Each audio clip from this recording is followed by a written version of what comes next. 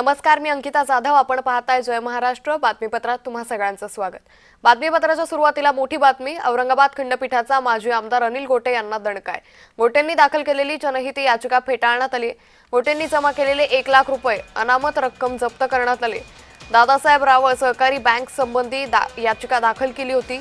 याचिका तपास यंत्रणा आणि आरोपींवर दबाव टाकण्यासाठी दाखल केल्याचं कोर्टाचं मत आहे. त्यामुळे अनिल गोटेंसंदर्भात अतिशय मोठी अपडेट ही सध्या समोर येते होती.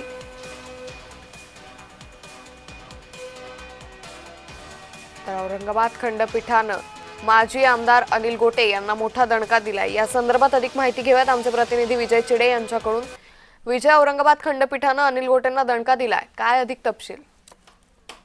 नक्कीच अंकिता, जर पाहिलं तर दादासाहेब रावळ सहकारी बँकेचे कायदेशीर कर्ज दिल्याचा आरोप आहे तो त्यांच्या वतीने करण्यात आला होता आणि या संदर्भात त्यांनी औरंगाबाद खंडपीठामध्ये जी आहे याचिका देखील दाखल केली होती.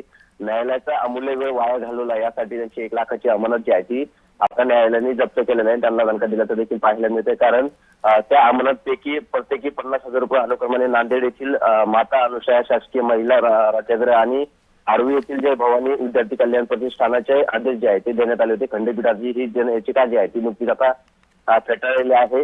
2013 मध्ये जर पाहायला गेलं तर या बँकेसंदर्भातले जे न्यायालय आहे त्या संदर्भात आदेश बँकेकडून कर्मचारी आणि अधिकाऱ्यांना जे आहे ते कर्जदारात आरोपी करावे अशी करण्यात आले होते. 2022 मध्ये जर पाहिलं तर हे संपूर्ण प्रकरण जे आहे ते कार्यस्थ करण्यात आलं होतं. त्यानंतर माजी आमदार गोटे यांनी औरंगाबादच्या खंडपीठामध्ये जे आहे ते याचिका दाखल केली होती आणि यामध्ये पाहिलं तर बँके कर्मचाऱ्यांना जे आहे आरोपी करण्याची देखील मागणी त्यांनी केली होती. मात्र गोटे हे त्रस्त व्यक्ती असून त्यांचे कुठलाही वैयक्तिक अथवा आर्थिक नुकसान जे आहे ते झाले नाही, म्हणून त्यांनी याचिका दाखल करण्याचा अधिकार कायदेशीर नसल्याचं आता कोर्टाने मानलेला आहे. त्यामुळे आता न्यायालयाने त्यांना न्यायालयाच्या माध्यमातून यंत्रणा तपासावरती ते दबाव टाकत असल्याची याचिका जी आहे ती देखील यावरती झाली होती.